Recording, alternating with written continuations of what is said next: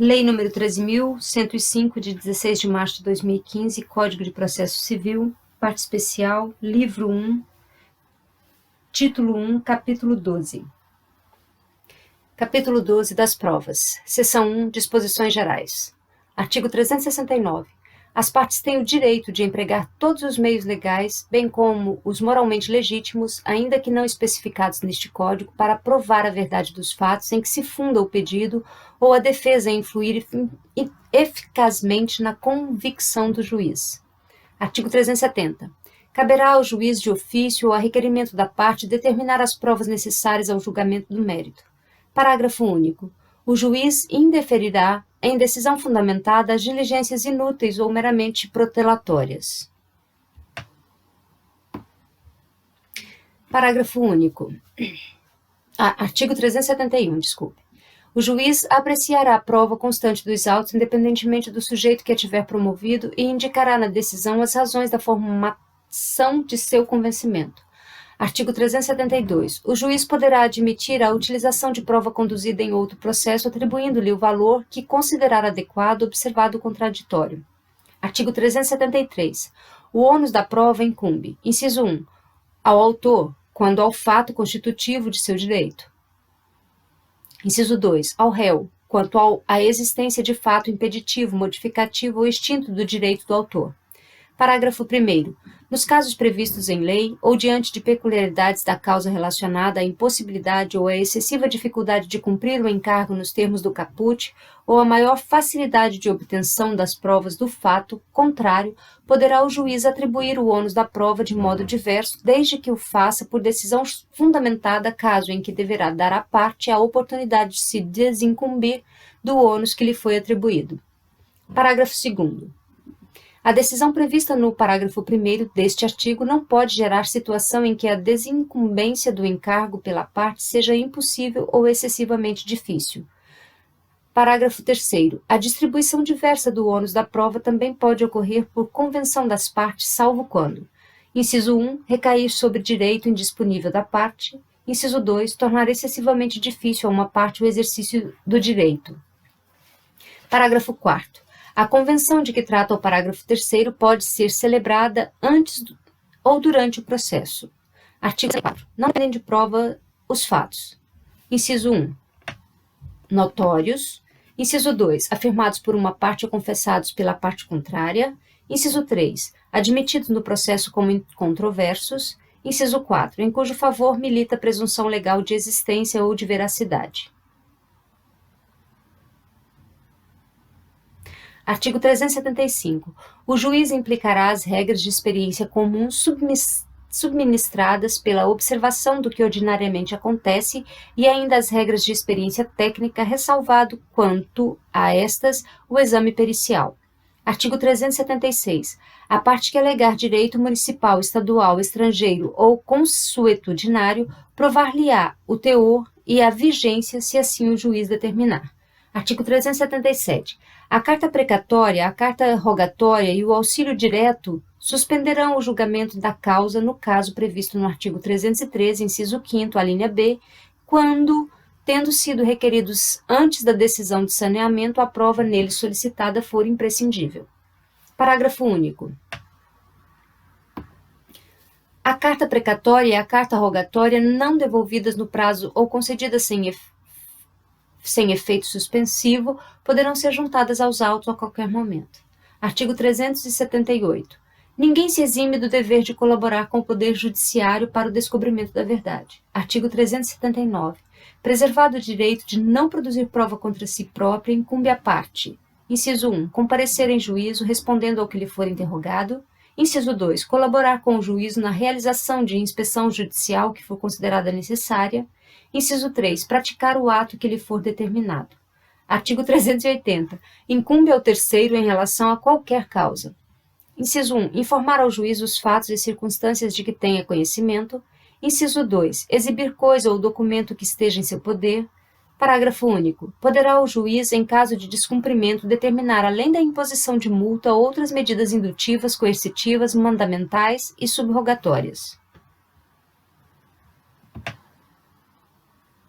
Seção 2. Da produção antecipada da prova. Artigo 381.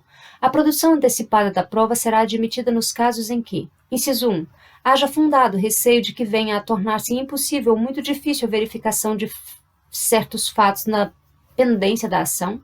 Inciso 2. A prova a ser produzida seja suscetível de viabilizar a autocomposição ou auto-meio adequado de solução do conflito.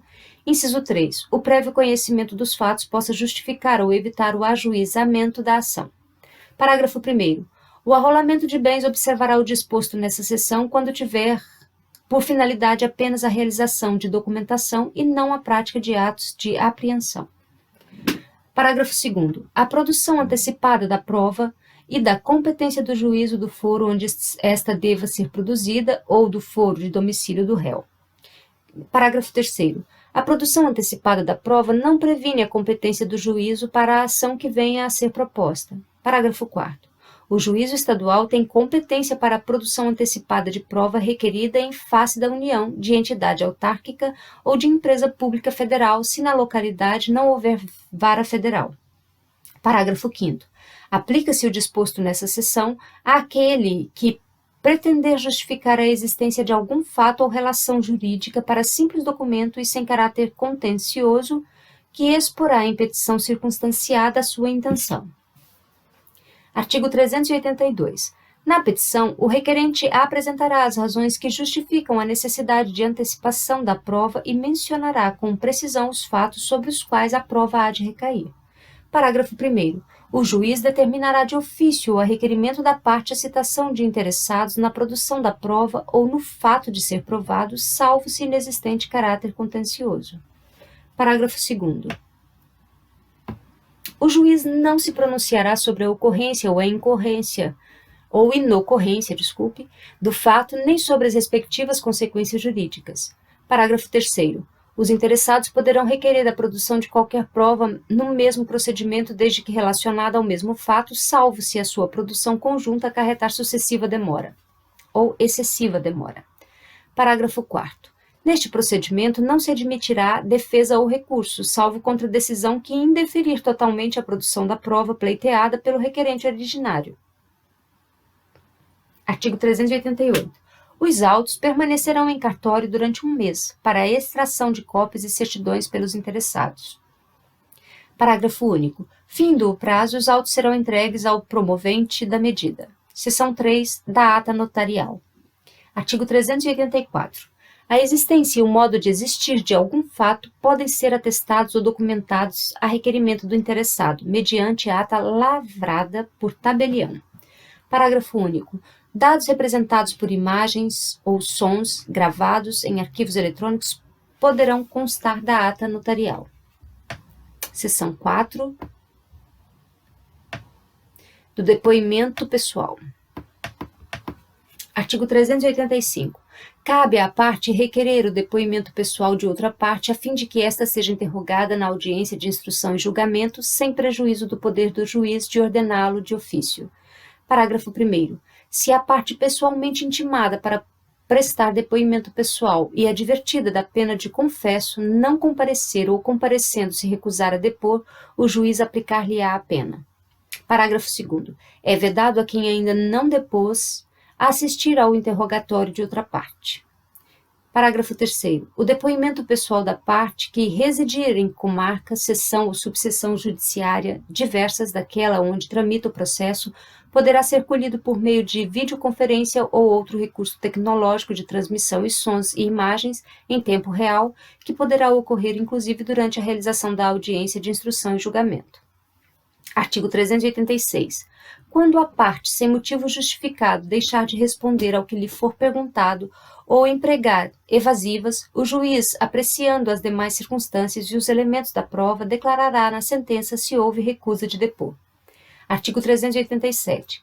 A parte responderá pessoalmente sobre os fatos articulados, não podendo servir-se de escritos anteriormente preparados, permitindo-lhe o juiz, todavia, a consultar notas breves, desde que objetivem completar esclarecimentos. Artigo 388. A parte não é obrigada a depor sobre os fatos. Inciso 1. Criminosos ou torpes que lhes forem imputados. Inciso 2. A cujo respeito for atestado ou profissão a cujo respeito, por atestado ou profissão, deva guardar sigilo. Inciso 3. Acerca dos quais não possa responder sem desonra própria de seu cônjuge, de seu companheiro ou de parente em grau sucessível. Inciso 4. Que coloquem em perigo a vida do depoente e das pessoas referidas no inciso 3. Parágrafo único. Esta disposição não se aplica às ações de Estado e de família. Seção 5 da Confissão. Artigo 389. A confissão judicial ou extrajudicial quando a parte admite a verdade de fato contrário ao seu interesse e favorável ao do adversário. Artigo 390. A confissão judicial pode ser espontânea ou provocada. Parágrafo 1º. A confissão espontânea pode ser feita pela própria parte ou por representante com poder especial. Parágrafo 2º. A confissão provocada constará do termo de depoimento pessoal. Artigo 391. A confissão judicial faz prova contra o confitente, não prejudicando, todavia, os litisconsortes. Parágrafo único. Nas ações que versarem sobre bens imóveis ou direitos reais sobre imóveis alheios, a confissão de um cônjuge ou companheiro não valerá sem a do outro, salvo se o regime de casamento for o de separação absoluta de bens. Artigo 392. Não vale como confissão a admissão em juízo de fatos relativos a direitos indisponíveis. Parágrafo 1º. A confissão será ineficaz se feita por quem não for capaz de dispor do direito a que se referem os fatos confessados.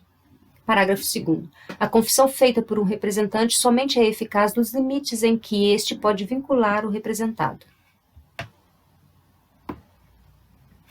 Artigo 393. A confissão é irrevogável, mas pode ser anulada se decorreu de erro, de fato ou de coação. Parágrafo único. A legitimidade para a ação prevista no caput é excluída de confitente e pode ser transferida a seus herdeiros se ele falecer após a propositura.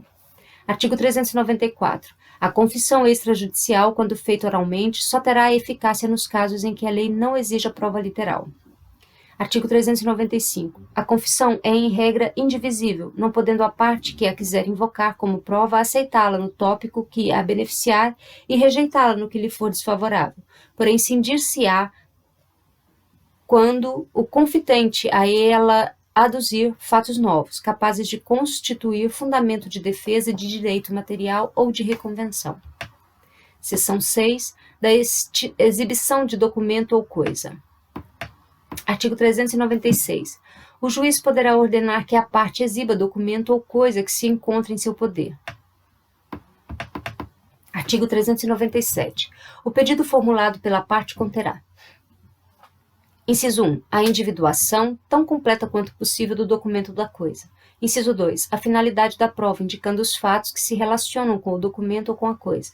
Inciso 3. A circunstância em que se funda o requerente para afirmar que o documento ou a coisa existe e se acha em poder da parte contrária. Artigo 398. O requerido dará sua resposta nos 5 dias subsequentes à sua intimação. Parágrafo único. Se o requerido afirmar que não possui documento ou a coisa, o juiz permitirá que o requerente prove, por qualquer meio, que a declaração não corresponde à verdade. Artigo 399. O juiz não admitirá a recusa se: Inciso 1. O requerido tiver obrigação legal de exibir. Inciso 2. O requerido tiver aludido ao documento ou à coisa no processo com o intuito de constituir prova. Inciso 3. O documento, por seu conteúdo, for comum às partes. Artigo 400. Ao decidir o pedido, o juiz admitirá como verdadeiros fatos que, por meio do documento ou da coisa, a parte pretendida provar se: Inciso 1. O requerido não efetuar a exibição nem fizer nenhuma declaração no prazo do artigo 398. Inciso 2. A recusa for havida por ilegítima. Parágrafo único. Sendo necessário, o juiz pode adotar medidas indutivas, coercitivas, mandamentais ou subrogatórias para que o documento seja exibido. Artigo 401. Quando o documento ou a coisa estiver no poder de terceiro, o juiz ordenará sua citação para responder no prazo de 15 dias. Artigo 402. Se o terceiro negar a obrigação de exibir ou a posse do documento ou da coisa, o juiz designará a audiência especial tomando-lhe o depoimento, bem como o das partes e, se necessário, o de testemunhas, e em seguida proferirá a decisão. Artigo 403. Se o terceiro, sem justo motivo, se recusar a efetuar a exibição, o juiz ordenar-lhe-á que proceda ao respectivo depósito em cartório ou em outro lugar designado no prazo de 5 dias, impondo ao requerente que o ressarça pelas despesas que tiver. Parágrafo único. Se o terceiro descumprir a ordem, o juiz expedirá mandado de apreensão, requisitando, se necessário, força policial sem prejuízo da responsabilidade por crime de desobediência, pagamento de multa e outras medidas indutivas, coercitivas, mandamentais e subrogatórias necessárias para assegurar a efetivação da decisão. Artigo 404. A parte e o terceiro se excusam de exibir em juízo o documento ou a coisa se: inciso 1. Concernente a negócio da própria vida da família. Inciso 2. Sua apresentação puder violar dever de honra. Inciso 3. Sua publicidade redundar em desonra à parte ou ao terceiro, bem como a seus parentes consanguíneos ou afins, até o terceiro grau, ou lhes representar perigo de ação penal. Inciso 4. Sua exibição acarretar a divulgação de fatos a cujo respeito por estado ou profissão devam guardar segredo. Inciso 5. Subsistirem outros motivos graves que, segundo o prudente arbítrio do juiz, justifiquem a recusa da exibição. Inciso 6. Se houver disposição legal que justifique a recusa da exibição. Parágrafo único. Se os motivos de que tratam os incisos 1 a 5 do caput disserem respeito a apenas uma parcela do documento, a parte ou o terceiro exibirá a outra em cartório, para dela ser extraída cópia reprográfica de tudo sendo lavrado autocircunstanciado. Seção 7 da prova documental. Subseção 1 da força probante dos documentos. Artigo 405. O documento público faz prova não só da sua formação, mas também dos fatos que o escrivão, o chefe da secretaria, o tabelião ou o servidor declarar que ocorreram em sua presença. Artigo 406. Quando a lei exigir instrumento público como da substância do ato, nenhuma outra prova, por mais especial que seja, pode suprir-lhe a falta. Artigo 407. O documento feito por oficial público incompetente ou sem a observância das formalidades legais, sendo subscrito pelas partes, tem a mesma eficácia probatória do documento particular. Artigo 408. As declarações constantes do documento particular escrito e assinado ou somente assinado presumem-se verdadeiras em relação ao signatário. Parágrafo único. Quando, todavia, contiver declaração de ciência de determinado fato, o documento particular prova a ciência, mas não o fato em si, incumbindo o ônus de prova ao interessado em sua veracidade. Artigo 409. A data do documento particular, quando a seu respeito surgir dúvida ou impugnação entre os litigantes, provar-se-á por todos os meios de direito. Parágrafo único.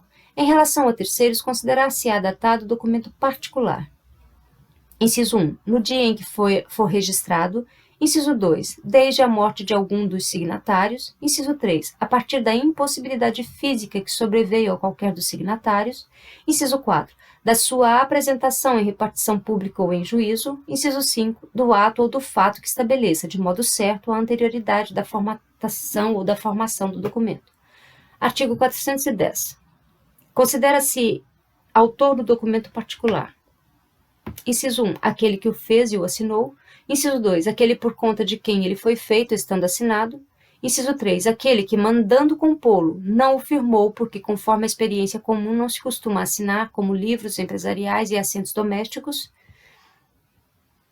Artigo 411. Considera-se autêntico o documento quando: Inciso 1. O tabelião reconhecer a firma do signatário. Inciso 2. A autoria estiver identificada por qualquer outro meio legal de certificação, inclusive eletrônico, nos termos da lei. Inciso 3. Não houver impugnação da parte contra quem foi produzido o documento. Artigo 412. O documento particular de cuja autenticidade não se duvida prova que o seu autor fez a declaração que lhe é atribuída. Parágrafo único. O documento particular admitido, expressa ou tacitamente, é indivisível, sendo vedado à parte que pretende utilizar-se dele aceitar os fatos que lhe são favoráveis e recusar os que são contrários ao seu interesse, salvo se provar que estes não ocorreram. Artigo 413. O telegrama, o radiograma ou qualquer outro meio de transmissão tem a mesma força probatória do documento particular se o original constante da estação expeditora tiver sido assinado pelo remetente. Parágrafo único. A firma do remetente poderá ser reconhecida pelo tabelião, declarando-se essas circunstâncias no original depositado na estação expedidora. Artigo 414. O telegrama ou radiograma presume-se conforme com o original, provando as datas de sua expedição e de seu recebimento pelo destinatário. Artigo 415. As cartas e os registros domésticos provam contra quem o escreveu quando. Inciso 1. Enuncia o recebimento de um crédito. Inciso 2. Contém anotações ou anotação que visa a suprir a falta de título em favor de quem é apontado como credor. Inciso 3. Expressam conhecimento de fatos para os quais não se exija determinada prova. Artigo 416.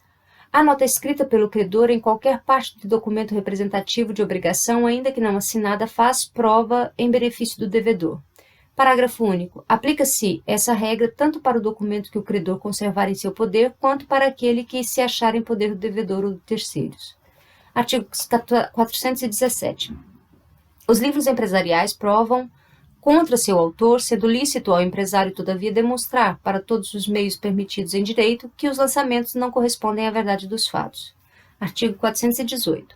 Os livros empresariais que preencham os requisitos exigidos por lei provam a favor de seu autor o litígio entre os empresários. Autor no litígio entre empresários. Artigo 419. A escrituração contábil é indivisível, e se dos fatos que resultam dos lançamentos, uns são favoráveis ao interesse de seu autor e outros lhes são contrários, ambos serão considerados em conjunto como unidade. Artigo 420. O juiz pode ordenar a requerimento da parte a exibição integral dos livros empresariais e dos documentos do arquivo. Inciso 1. Na liquidação de sociedade. Inciso 2. Na sucessão por morte do sócio. Inciso 3. Quando e como determinar a lei.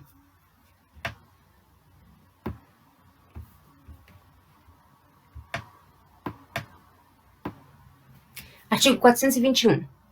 O juiz pode, de ofício, ordenar à parte a exibição parcial dos livros e dos documentos, extraindo-se deles a suma que interessar ao litígio, bem como reproduções autenticadas. Artigo 422. Qualquer reprodução mecânica, como a fotografia, a cinematográfica, a fonográfica ou de outra espécie, tem aptidão para fazer prova dos fatos ou das coisas representadas, se a sua conformidade com o documento original não for impugnada por aquele contra quem foi produzida. Parágrafo 1º. As fotografias digitais e as extraídas da rede mundial de computadores fazem prova das imagens que produzem, devendo ser impugnadas, sem ser apresentada a respectiva autenticação eletrônica ou, não sendo possível, realizada a perícia. Parágrafo 2º. Se tratar de fotografia publicada em jornal ou revista, será exigido um exemplar original do periódico, caso impugnada a veracidade pela outra parte. Parágrafo 3º. Aplica-se o disposto neste artigo à forma impressa da mensagem eletrônica.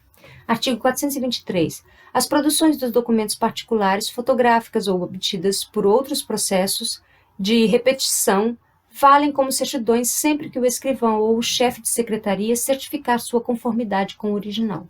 Artigo 424. A cópia de documento particular tem o mesmo valor probante que o original, cabendo ao escrivão, intimadas as partes, proceder à conferência e certificar a conformidade entre a cópia e o original. Artigo 425. Fazem a mesma prova que os originais. Inciso 1. As certidões textuais de qualquer peça dos autos, do protocolo, das audiências ou do outro livro a cargo do escrivão ou do chefe da secretaria, se extraídas por ele ou sob sua vigência e por ele subscritas. Inciso 2. Os traslados e as certidões extraídas por oficial público de instrumentos ou documentos lançados em suas notas. Inciso 3. As reproduções dos documentos públicos, desde que autenticadas por ofício público ou conferidas em cartório com os respectivos originais. As cópias reprográficas de peças do próprio processo judicial declaradas autênticas pelo advogado sob sua responsabilidade pessoal, se não lhes for impugnada a autenticidade. Inciso 5º. 5. Os extratos digitais de bancos e de dados públicos e privados, desde que atestados pelo seu emitente sob as penas da lei que as informações conferem com os que constam na origem. Inciso 6. As reproduções digitalizadas de qualquer documento público ou particular, quando juntadas aos autos pelos órgãos da Justiça e seus auxiliares, pelo Ministério Público e seus auxiliares, pela Defensoria Pública e seus auxiliares, pelas procuradorias, pelas repartições públicas em geral e por advogados, ressalvada a alegação motivada e fundamentada de adulteração. Parágrafo 1º. Os originais dos documentos digitalizados mencionados no inciso 6 deverão ser preservados pelo seu detentor até o final do prazo para propositura da ação rescisória. Parágrafo 2º. Tratando-se de cópia digital de título executivo extrajudicial ou de documento relevante à instrução do processo, o juiz poderá determinar seu depósito em cartório ou secretaria. Artigo 426. O juiz apreciará fundamentalmente a fé que deva merecer o documento quando, em ponto substancial e sem ressalva, contiver entrelinhas, emenda, borrão ou cancelamento. Artigo 427. Cessa a fé do documento público ou particular, sendo-lhe declarada judicialmente a falsidade. Parágrafo único. A falsidade consiste em: inciso 1. Formar documento não verdadeiro. Inciso 2. Alterar documento verdadeiro. Artigo 428. Cessa a fé do documento particular quando, inciso 1, for impugnada sua autenticidade e enquanto não se comprovar sua veracidade. Inciso 2. Assinado em branco, for impugnado seu conteúdo por preenchimento abusivo. Parágrafo único. Dar-se-á abuso quando aquele que recebeu o documento assinado com texto não escrito, no todo ou em parte, formá-lo ou completá-lo por si, por meio de outrem, violando o pacto feito com o signatário. Artigo 429. Incumbe o ônus da prova quando, inciso 1, se tratar de falsidade de documento ou de preenchimento abusivo à parte que o arguir. Inciso 2, se tratar de impugnação da autenticidade à parte que produziu o documento.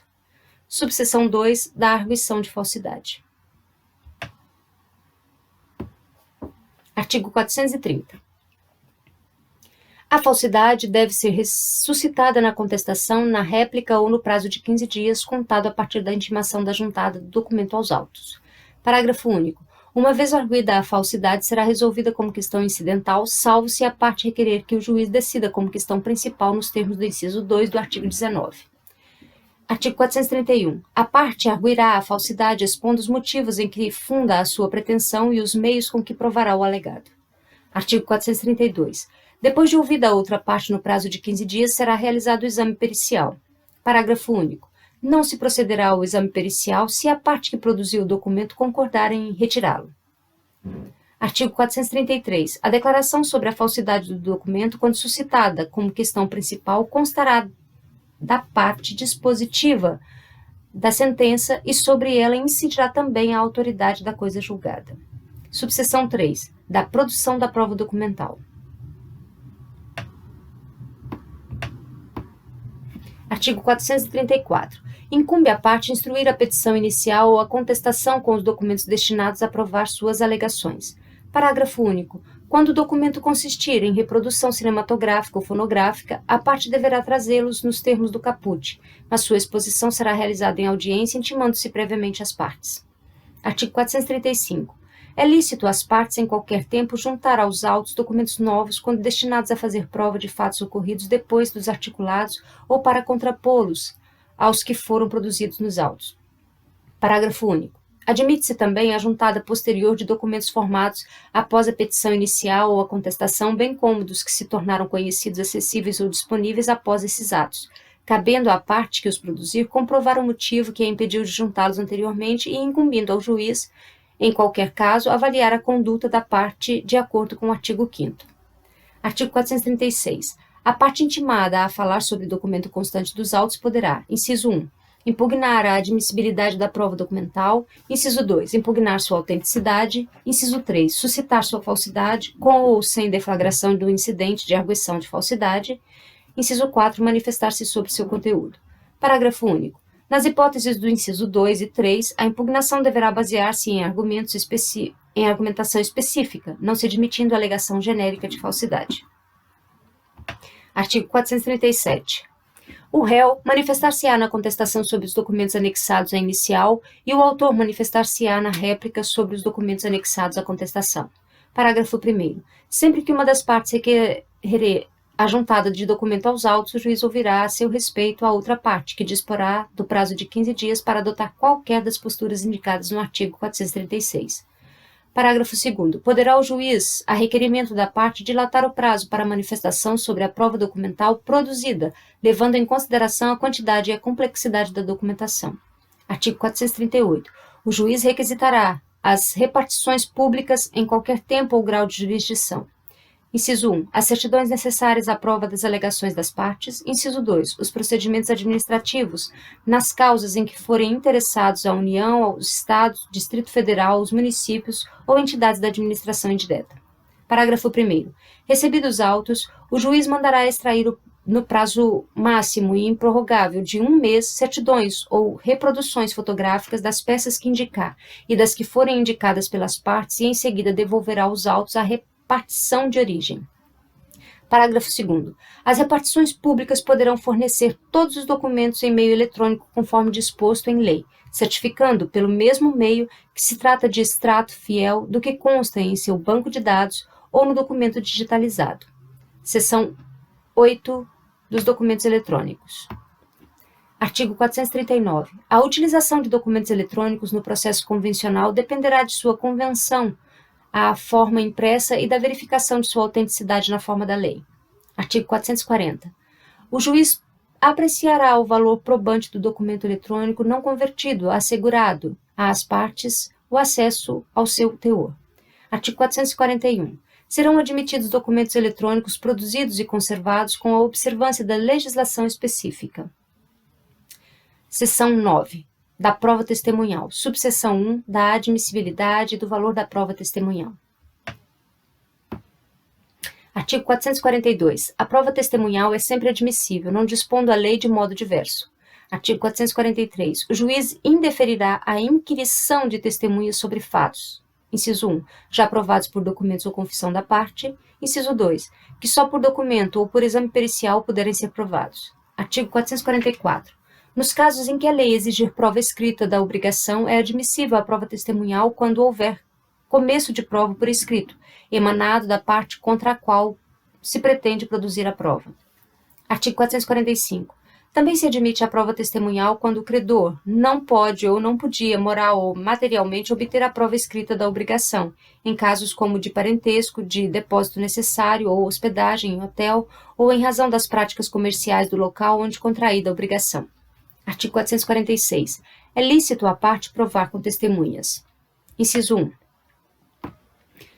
Nos contratos simulados, a divergência entre a vontade real e a vontade declarada. No contrato em geral, os vícios de consentimento. Artigo 447. Podem depor como testemunhas todas as pessoas, exceto as incapazes, impedidas ou suspeitas. Parágrafo 1º. São incapazes. Inciso 1. O interdito por enfermidade ou deficiência mental. Inciso 2. O que é cometido por enfermidade ou retardamento mental ao tempo em que ocorreram os fatos não podia discerni-los ou ao tempo em que deve depor não está habilitado a transmitir as percepções. Inciso 3. O que tiver menos de 16 anos. Inciso 4. O cego e o surdo quando a ciência do fato depender dos sentidos que lhes faltam.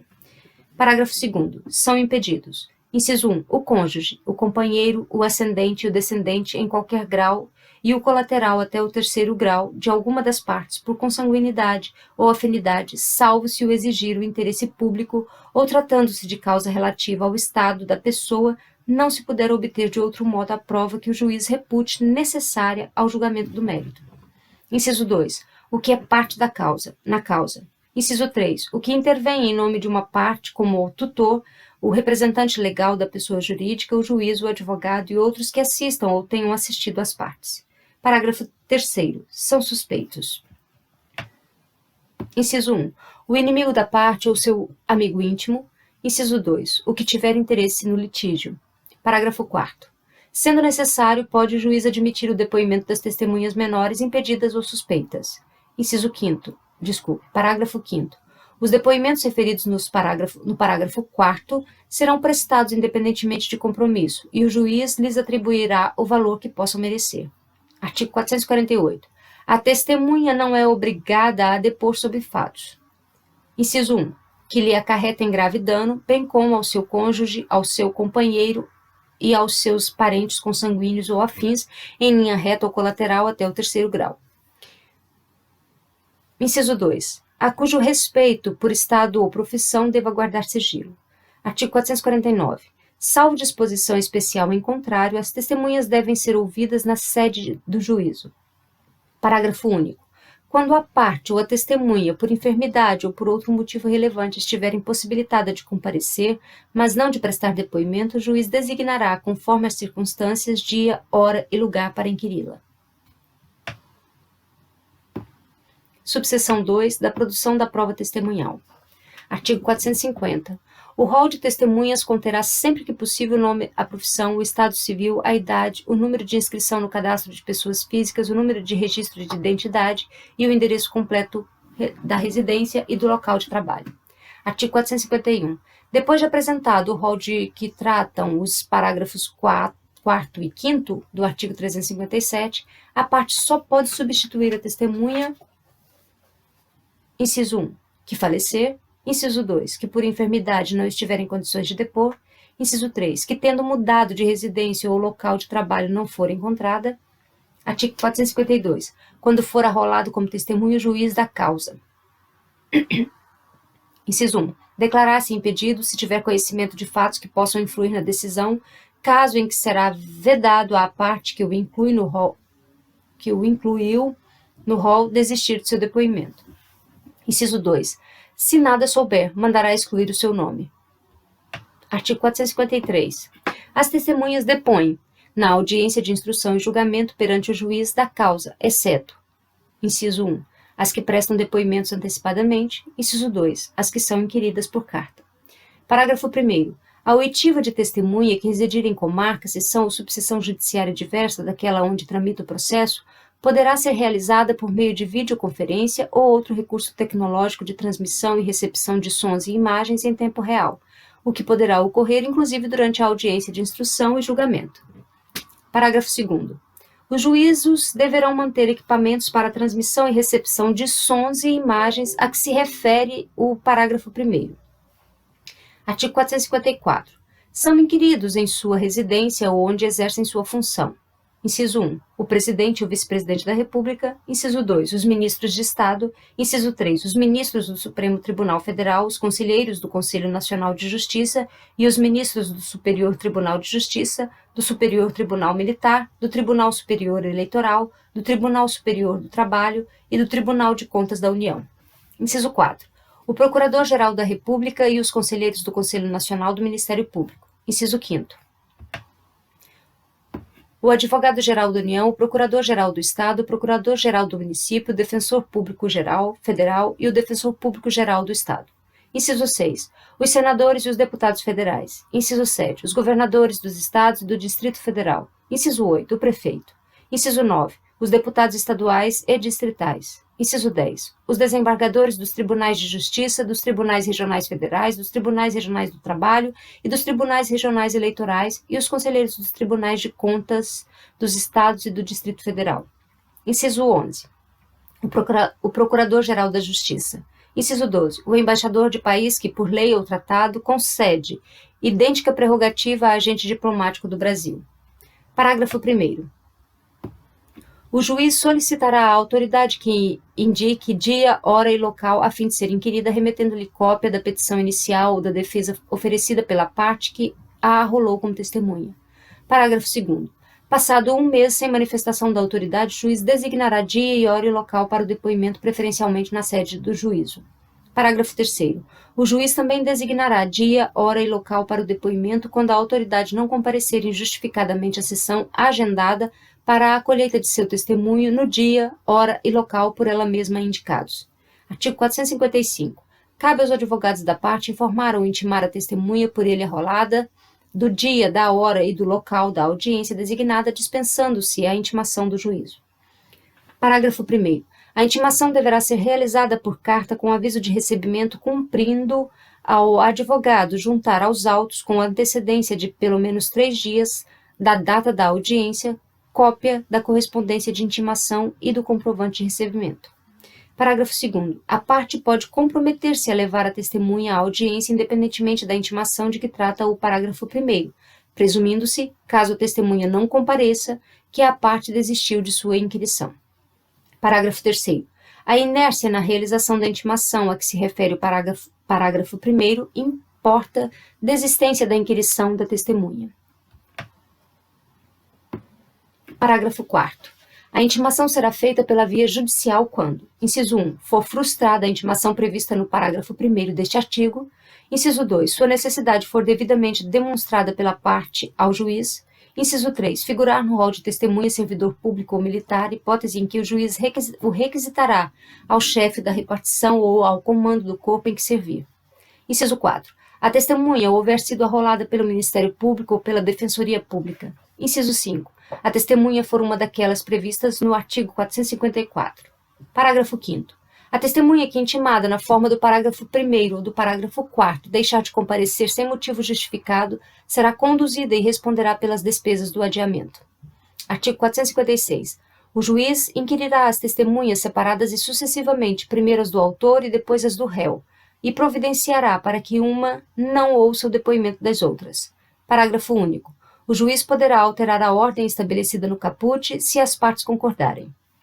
Artigo 457. Antes de depor, a testemunha será qualificada, declarará ou confirmará seus dados e informará se tem relações de parentesco com a parte ou interesse no objeto do processo. Parágrafo 1º.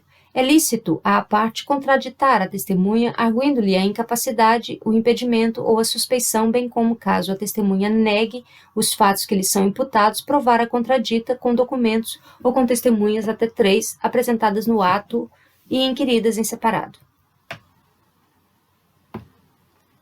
Parágrafo 2º. Sendo provado ou confessado os fatos a que se refere o parágrafo 1º, o juiz dispensará a testemunha ou lhe tomará o depoimento como informante. Parágrafo 3º. A testemunha pode requerer ao juiz que a escute de depor, alegando os motivos previstos neste Código, decidindo o juiz de plano após ouvidas as partes. Artigo 458. Ao início da inquirição, a testemunha prestará o compromisso de dizer a verdade do que souber e lhe for perguntado. Parágrafo único. O juiz advertirá a testemunha que incorre em sanção penal quem faz afirmação falsa, cala ou oculta a verdade. Artigo 459. As perguntas serão formuladas pelas partes diretamente à testemunha, começando pela que a arrolou, não admitindo o juiz aquelas que puderem induzir a resposta, não tiverem relação com as questões de fato, objeto da atividade probatória ou importarem repetição de outra já respondida. Parágrafo 1º. O juiz poderá inquirir a testemunha tanto antes quanto depois das inquirições feitas pelas partes. Parágrafo 2º. As testemunhas devem ser tratadas com urbanidade, não se lhes fazendo perguntas ou considerações impertinentes, capciosas ou vexatórias. Parágrafo 3º. As perguntas que o juiz indeferir serão transcritas no termo se a parte o requerer. Artigo 460. O depoimento poderá ser documentado por meio de gravação. Parágrafo 1º. Quando digitado ou registrado por taquigrafia, estenotipia ou outro método idôneo de documentação, o depoimento será assinado pelo juiz, pelo depoente e pelos procuradores. Parágrafo 2º. Se houver recurso em processo em autos não eletrônicos, o depoimento somente será digitado quando for impossível o envio de uma documentação eletrônica. Parágrafo 3º. Tratando-se de autos eletrônicos, observar-se-á o disposto neste Código e na legislação específica sobre a prática eletrônica de atos processuais. Artigo 461. O juiz pode ordenar, de ofício ou a requerimento da parte, inciso 1, a inquirição de testemunhas referidas nas declarações da parte ou das testemunhas. Inciso 2, a acareação de 2 ou mais testemunhas ou de alguma delas com a parte quando, sobre fato determinado que possa influir na decisão da causa, divergirem as suas declarações. Parágrafo 1º. Os acareados serão perguntados para que expliquem os pontos de divergência, reduzindo-se a termo o ato de acareação.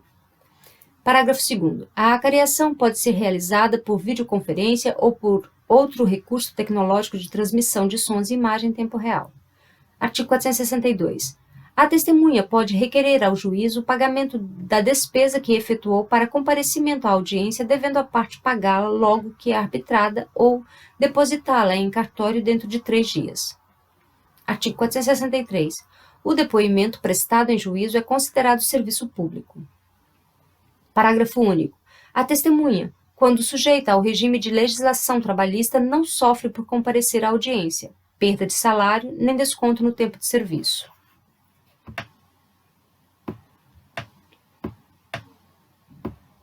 Seção 10. Da prova pericial.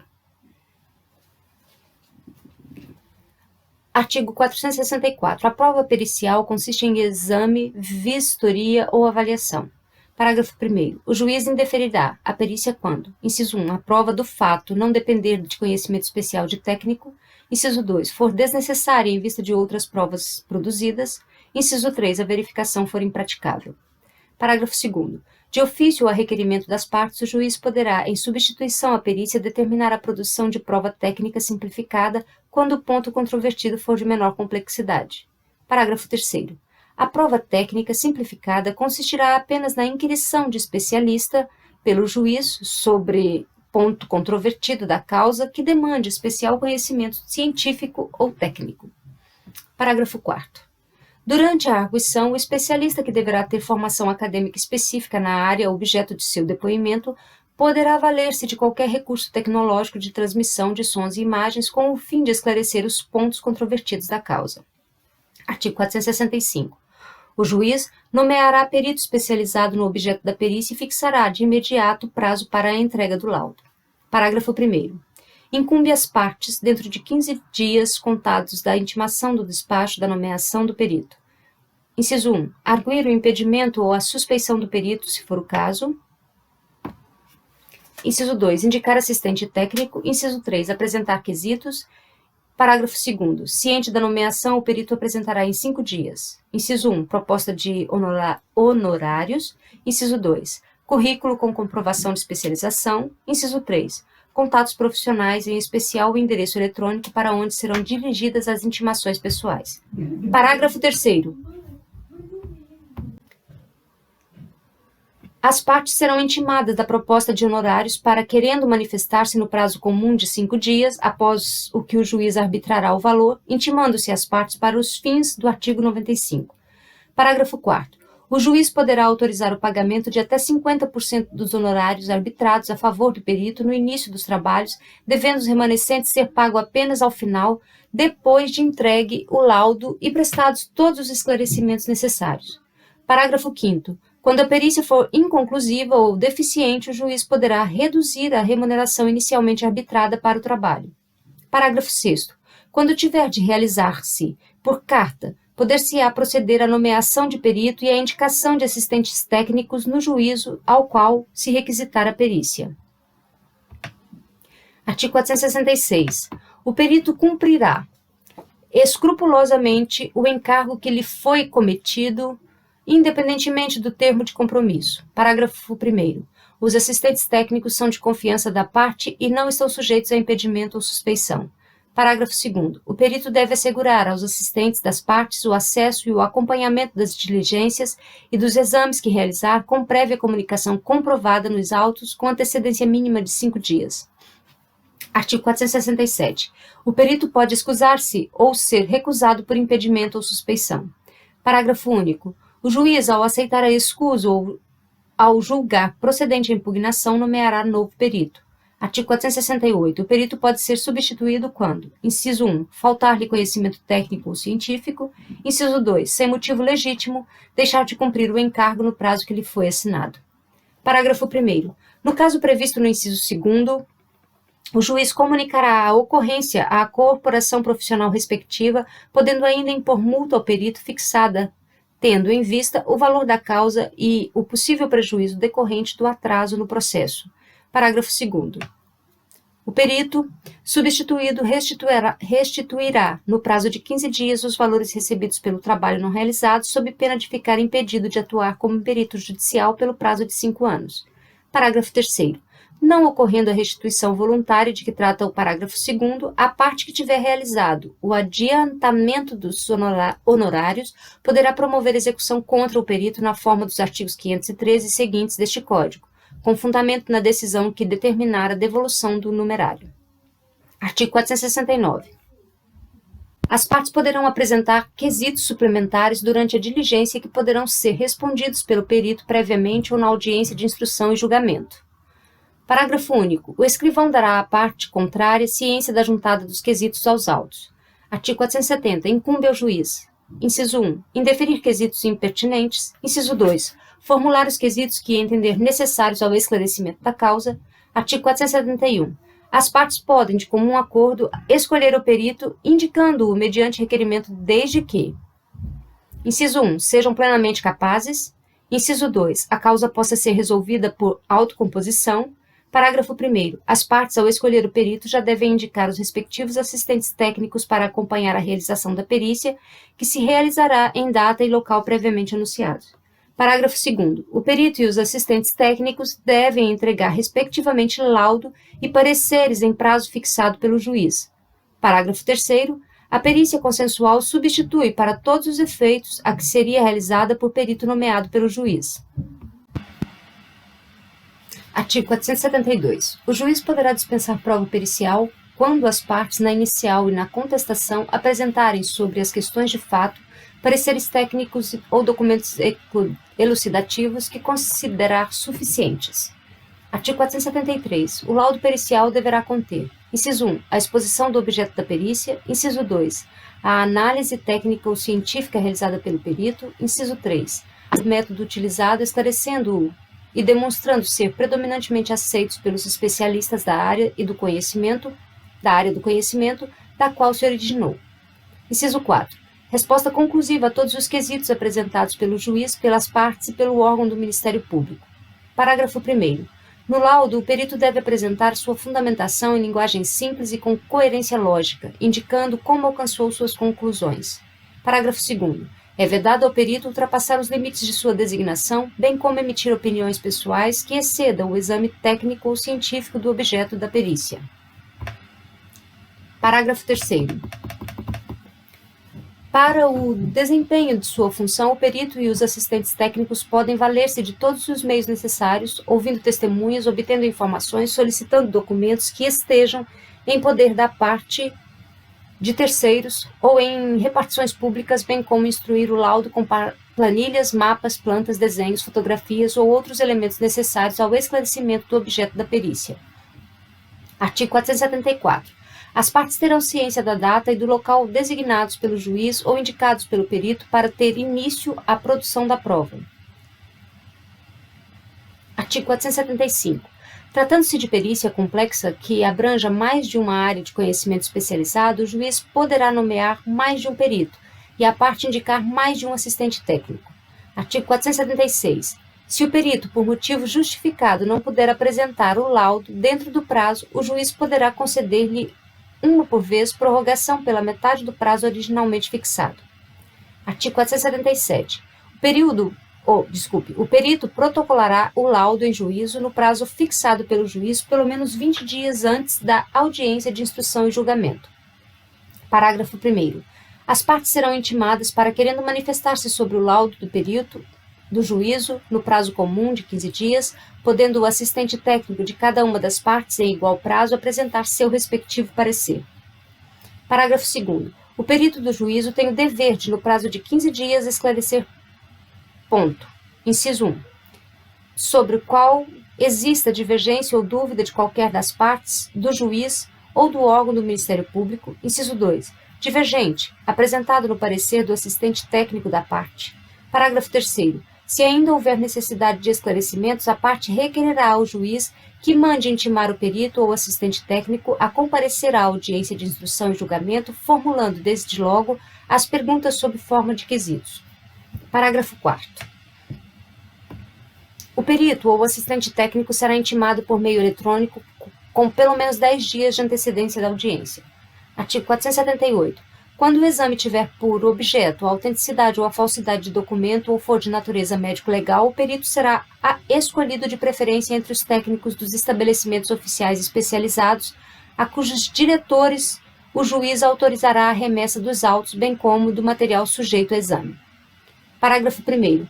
Nas hipóteses de gratuidade da justiça, os órgãos e as repartições oficiais deverão cumprir a determinação judicial com preferência no prazo estabelecido. Parágrafo 2º. A prorrogação do prazo referido no parágrafo 1º pode ser requerida motivadamente. Parágrafo 3º. Quando o exame tiver por objeto a autenticidade da letra e da firma, o perito poderá requisitar para efeito de comparação documentos existentes em repartições públicas e, na falta destes, poderá requerer ao juiz que a pessoa a quem se atribui a autoria do documento lance em folha de papel ou cópia ou sob ditado dizeres diferentes para fins de comparação. Artigo 479. O juiz apreciará a prova pericial de acordo com o disposto no artigo 371, indicando na sentença os motivos que o levaram a considerar ou a deixar de considerar as conclusões do laudo, levando em conta o método utilizado pelo perito. Artigo 480.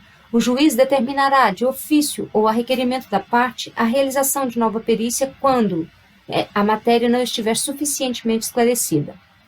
Parágrafo 1º. A segunda perícia tem por objetivo os mesmos fatos sobre os quais recaiu a primeira e destina-se a corrigir eventual omissão ou inexatidão dos resultados a que esta conduziu.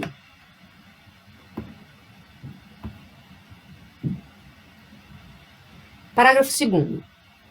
A segunda perícia rege-se pelas disposições estabelecidas para a primeira. Parágrafo 3º. A segunda perícia não substitui a primeira, cabendo ao juiz apreciar o valor de uma e de outra. Seção 11 da Inspeção Judicial. Artigo 481. O juiz de ofício ou a requerimento da parte pode, em qualquer fase do processo, inspecionar pessoas ou coisas a fim de esclarecer sobre fato que interesse a decisão da causa. Artigo 482. Ao realizar a inspeção, o juiz poderá ser assistido por um ou mais peritos. Artigo 483. O juiz irá ao local onde se encontra a pessoa ou a coisa quando: inciso 1. Julgar necessário para a melhor verificação ou interpretação dos fatos que deva observar. Inciso 2. A coisa não puder ser apresentada em juízo sem consideráveis despesas ou graves dificuldades. Inciso 3. Determinar a reconstituição dos fatos. Parágrafo único. As partes têm sempre direito a assistir à inspeção, prestando esclarecimentos e fazendo observações que considerem de interesse para a causa. Artigo 484. Concluída a diligência, o juiz mandará lavrar auto circunstanciado, mencionando nele tudo quanto for útil ao julgamento da causa. Parágrafo único. O auto poderá ser instruído com desenho, gráfico ou fotografia. No próximo vídeo, leremos o capítulo 13 e 14 da sentença e da coisa julgada. Espero vocês, agradeço a companhia e até lá.